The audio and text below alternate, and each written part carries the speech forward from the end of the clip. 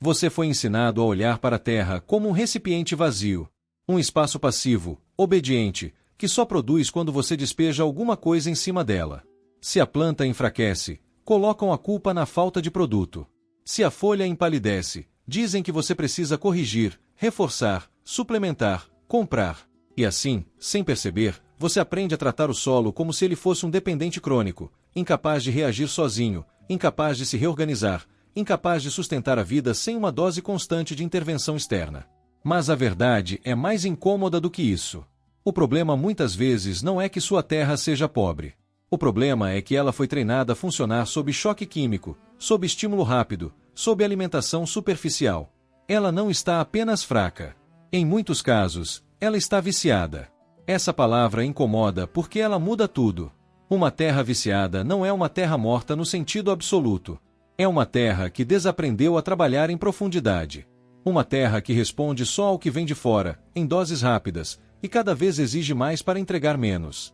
Você vê isso quando a planta explode em verde por alguns dias e logo depois despenca. Vê quando o canteiro parece bonito por pouco tempo, mas perde vigor no primeiro estresse. Vê quando o solo endurece, racha, seca depressa, e a resposta oferecida é sempre a mesma: mais produto, mais correção, mais compra, mais repetição. O sistema moderno chama isso de manejo.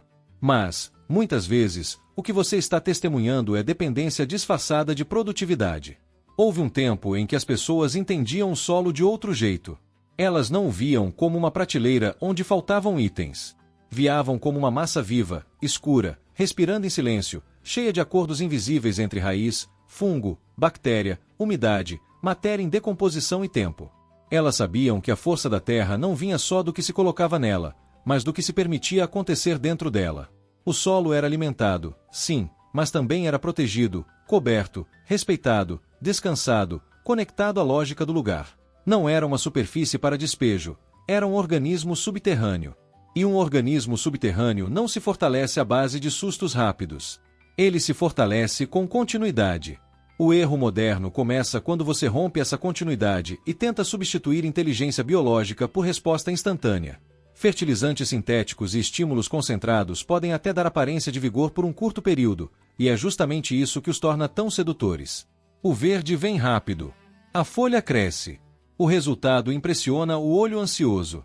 Só que, por baixo dessa pressa, algo vai sendo desmontado.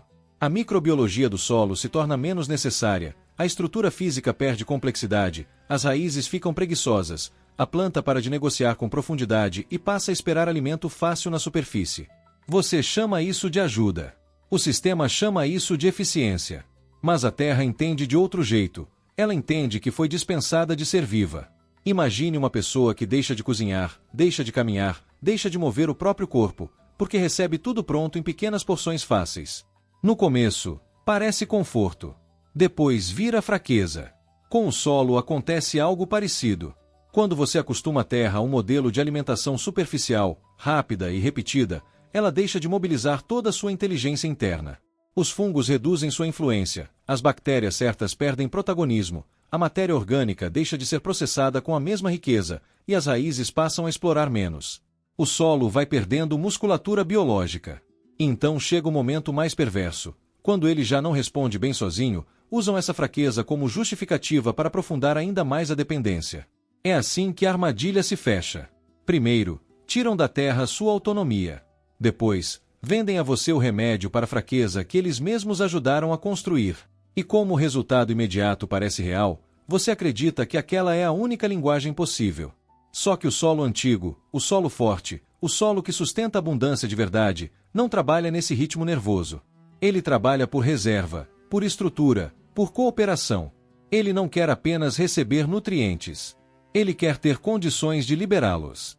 Não quer apenas ser irrigado. Quer ser capaz de segurar água. Não quer apenas alimentar a planta.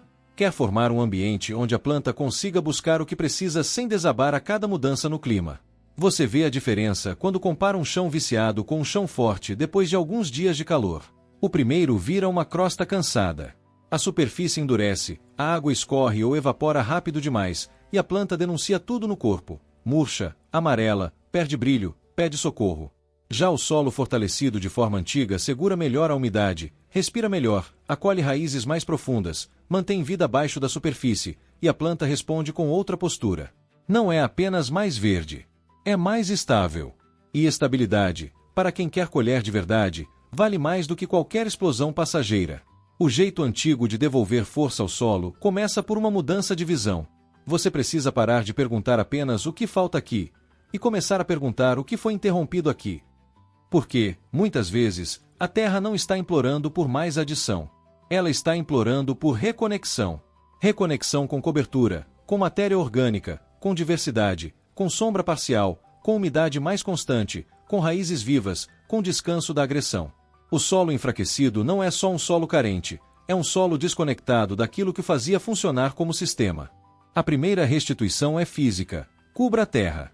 Parece simples demais para competir com o brilho das soluções embaladas, mas é justamente aí que mora a inteligência esquecida. Solo nu é solo em sofrimento. Ele recebe o impacto direto do sol, do vento, da chuva pesada. Ele perde água, perde temperatura estável, perde proteção para micro-organismos delicados. Quando você devolve cobertura, folhas secas, palha, restos vegetais, matéria orgânica, você não está enfeitando o chão. Está reconstruindo uma pele. Está dizendo ao solo que ele não precisa mais ficar exposto como uma ferida aberta. Debaixo dessa camada aparentemente humilde, uma revolução discreta começa. A umidade passa a durar mais. A temperatura fica menos extrema. Minhocas sobem. Fungos encontram abrigo. A matéria orgânica deixa de ser lixo e volta a ser alimento lento. O que parecia apenas resto começa a se transformar em infraestrutura. É nessa etapa que muita gente erra, porque espera uma resposta teatral e imediata. Mas a força verdadeira do solo quase nunca chega gritando. Ela volta em silêncio. Primeiro no cheiro da terra. Depois na maciez ao toque. Depois na presença de vida onde antes só havia dureza. A segunda restituição é biológica. Pare de deixar o solo solitário. Um solo forte quase nunca está sozinho. Ele gosta de raízes em atividade, de plantas cobrindo espaços, de consórcios, de diversidade, de funções misturadas. Quando você mantém alguma vida vegetal protegendo e alimentando a terra, você cria trânsito subterrâneo. Diferentes raízes liberam diferentes exudatos. Diferentes micro-organismos são convocados. Diferentes profundidades começam a ser ocupadas. O solo volta a ter conversa interna. E terra sem conversa interna vira depósito. Terra com conversa interna vira sistema. É por isso que o modelo antigo não pensava apenas em cultivo principal. Pensava em plantas de cobertura, plantas de adubação verde, plantas que puxam nutrientes de baixo, plantas que sombreiam, plantas que quebram compactação, plantas que alimentam abelhas e outras que fazem biomassa. O moderno olha para isso e às vezes enxerga excesso, bagunça ou improdutividade. Mas o antigo sabia que produtividade de verdade nasce do que prepara o invisível. Uma planta útil não é apenas a que você come. Muitas vezes, é também a que devolve ao solo a capacidade de continuar te alimentando. A terceira restituição é parar de revolver a terra como se força viesse da ruptura. Toda vez que você mexe demais, vira demais, expõe demais, você desmonta bairros inteiros do mundo subterrâneo. Fungos são rasgados, canais de água se perdem, agregados se quebram, o solo oxida mais rápido. Isso não significa nunca tocar a terra. Significa entender que ela não se fortalece sob agressão repetida. Um solo viciado costuma ser também um solo constantemente perturbado, incapaz de formar estrutura estável porque tudo é interrompido antes de amadurecer. O jeito antigo, em muitos casos, preferia perturbar menos e observar mais. Abrir o necessário. Cobrir o restante. Intervir com direção, não com violência. Quando você reduz o excesso de revolvimento, o solo começa a se organizar melhor. A água infiltra de outro jeito. Os grumos se formam. A vida subterrânea desenha passagens. As raízes antigas deixam canais para as novas. E, pouco a pouco, a terra passa a parecer menos pó e mais organismo. Menos material inerte e mais corpo. Existe também uma restituição química, mas ela é bem diferente da mentalidade moderna de bombardear o canteiro. O antigo não negava a nutrição, ele a desacelerava. Em vez de depender apenas de sal solúvel e resposta instantânea, trabalhava com decomposição, fermentação, esterco curtido, compostagem, cinzas em uso responsável, matéria orgânica transformada, ciclos mais lentos e integração do que a propriedade já produzia. O objetivo não era apenas alimentar a planta do dia. Era construir estoque biológico para o solo dos meses seguintes. Esse é o ponto que o sistema moderno quase nunca celebra, porque estoque biológico reduz urgência de compra.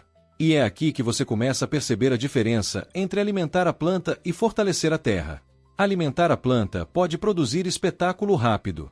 Fortalecer a terra produz resiliência. E resiliência é muito menos fotogênica nos primeiros dias, porém infinitamente mais valiosa nos meses difíceis. Quando a chuva atrasa, quando o calor aperta, quando a praga ronda, não é a cor intensa de uma semana que salva a colheita. É a estrutura profunda do sistema. É o solo que segura. É a raiz que alcança. É a microbiologia que trabalha.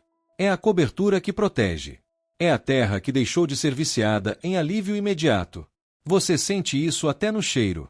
Solo forte tem um cheiro mais cheio, mais úmido, mais escuro, quase doce às vezes. Solo esgotado ou viciado costuma cheirar a pó, a nada, a superfície. Esse detalhe parece pequeno, mas não é. O nariz reconhece o que o olho demora a entender.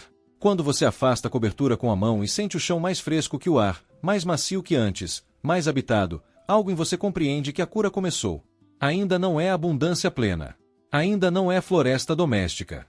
Mas já não é dependência pura. O caminho de volta, claro, exige paciência. Essa é a parte que muita gente rejeita porque foi treinada por um mundo que confunde velocidade com inteligência. Um solo viciado não se restaura da noite para o dia, principalmente se passou anos sendo tratado como suporte químico e não como sistema vivo. Nas primeiras semanas, você talvez veja menos espetáculo do que gostaria. Menos explosão de folha, menos resposta dramática, menos euforia visual.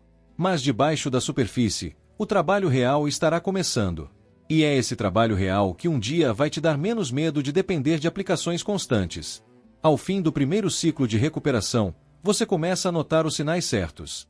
Não necessariamente a planta mais gigante, mas a folha mais firme. O verde menos artificial e mais profundo. A necessidade de água um pouco menor. A terra menos dura. A cobertura começando a se integrar. A vida surgindo quando você remexe de leve com os dedos. Esse tipo de melhora tem menos glamour, mas mais verdade. É o solo deixando de pedir socorro o tempo inteiro. É a terra reaprendendo a trabalhar. Depois vem a fase em que o sistema começa a responder com mais inteligência própria. Raízes aprofundam. Algumas plantas deixam de tombar fácil. A água passa a render mais. O canteiro sofre menos nos extremos. A necessidade de intervenção parece um pouco menos desesperada. Você percebe que não está mais mantendo algo artificialmente vivo a cada semana, está reconstruindo uma base. E base, quando fica forte, muda tudo acima dela. O moderno adora convencer você de que esse tipo de fortalecimento é lento demais, incerto demais ou romântico demais. Mas olhe à sua volta. As áreas mais abundantes do mundo não são mantidas por impulsos rápidos semana após semana. Elas são mantidas por sistemas densos, cobertos, diversos, biologicamente ativos. A natureza não trabalha à base de vício químico de superfície. Ela trabalha por cooperação, decomposição, retenção, sucessão. O que o jeito antigo faz é menos uma invenção e mais uma reconciliação com essa lógica. Isso não significa rejeitar toda intervenção, todo ajuste, toda correção. Significa sair da infantilidade do tudo rápido. O solo às vezes precisa, sim, de apoio, de reposição, de mineralização, de manejo atento. Mas uma coisa é oferecer suporte a um sistema vivo. Outra é substituir o sistema vivo por uma rotina de dependência. O erro moderno não está em nutrir. Está em nutrir de um jeito que torna a terra cada vez menos capaz de sustentar a própria fertilidade. Está em prometer força enquanto fabrica fraqueza estrutural. Você também precisa abandonar a obsessão por aparência imediata. Terra forte nem sempre parece limpa no sentido ornamental. Há cobertura. Há restos. Há decomposição. Há mistura. Há textura. O solo antigo e saudável não se parece com uma superfície esterilizada de catálogo. Ele se parece com um lugar onde a vida foi autorizada a trabalhar. E isso assusta quem foi treinado a enxergar ordem apenas na nudez do chão. Mas nudez do chão quase sempre é sinal de interrupção, não de saúde. Há uma cena que resume tudo isso. Você se abaixa, afasta a palha com a ponta dos dedos, e encontra ali embaixo umidade, pequenos filamentos, matéria orgânica se desfazendo, talvez uma minhoca, talvez raízes finas, talvez sementes começando. É nesse instante que a mentira moderna perde força. Porque você vê, com os próprios olhos, que fertilidade não é só aquilo que se compra em saco. Fertilidade é atividade. É presença. É processo. É vida subterrânea em andamento. Quando esse entendimento entra de verdade, você para de pensar no solo como um paciente dependente e começa a tratá-lo como um parceiro em recuperação. Você não vai exigir dele espetáculo instantâneo toda semana. Vai reconstruir suas condições. Vai protegê-lo do excesso de sol, do excesso de ruptura, do excesso de sal, do excesso de solidão biológica. Vai dar a ele matéria, cobertura, diversidade, tempo e menos violência. E então, pouco a pouco, ele devolve em força aquilo que antes implorava em urgência. A grande virada emocional desse processo é essa. Você deixa de correr atrás de sintomas e começa a trabalhar a causa. Em vez de viver reagindo à planta amarela, a solo seco, a baixa resistência, você começa a construir um ambiente em que essas fragilidades aparecem menos. O medo diminui. A necessidade de intervenção contínua diminui. A sensação de vulnerabilidade diminui. E isso vale ouro num tempo em que quase tudo parece planejado para quebrar rápido e exigir nova compra. Um solo forte não é apenas um recurso agronômico. É um pedaço de independência. Porque toda vez que sua terra responde melhor com menos estímulo externo, você recupera margem. Margem de erro, margem de gasto, margem de segurança. Você depende menos do calendário da loja, menos da ansiedade do próximo pacote, menos da narrativa de que nada vive sem assistência constante. E, para muita gente, é exatamente isso que torna esse conhecimento tão poderoso. Ele não promete milagre. Promete redução de dependência. E redução de dependência já muda uma vida inteira. Então, se a sua terra parece sempre pedir mais e entregar menos, desconfie do modelo antes de culpar o solo. Talvez ele tenha sido habituado a estímulo rápido demais, superfície demais, ruptura demais. Talvez o problema não seja incapacidade, mas condicionamento. E condicionamento pode ser revertido. Não com pressa, não com espetáculo, mas com lógica, com cobertura, com vida, com devolução, com o velho princípio que quase tentaram fazer você esquecer. A força verdadeira do solo não vem da excitação constante. Vem da restauração silenciosa de sua natureza viva. Quando você entende isso, o quintal muda de status. Ele deixa de ser uma área onde você despeja soluções e passa a ser um espaço onde você negocia com processos. Você observa mais. Agride menos. Cobre mais. Mistura melhor. Deixa raízes trabalharem. Aprende a valorizar a estabilidade acima da explosão. E então a terra, antes nervosa, começa a respirar. O chão, antes duro, começa a ceder.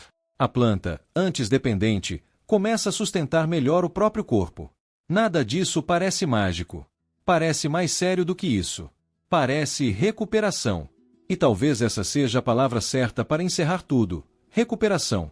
Não do solo como moda, não da jardinagem como passatempo bonito, mas da capacidade básica da terra de ser terra. De ser viva, escura, fértil, cooperativa, resiliente. De deixar de correr atrás de doses rápidas e voltar a formar força em profundidade. Se este vídeo mudou a maneira como você enxerga o chão sob seus pés, fique por perto. Ainda existem muitos métodos antigos que o mundo moderno tentou reduzir a superstição, bagunça ou atraso. Mas, no silêncio do solo, a verdade continua trabalhando. E ela pode estar esperando apenas que você pare de viciar a terra, para começar finalmente a fortalecê-la.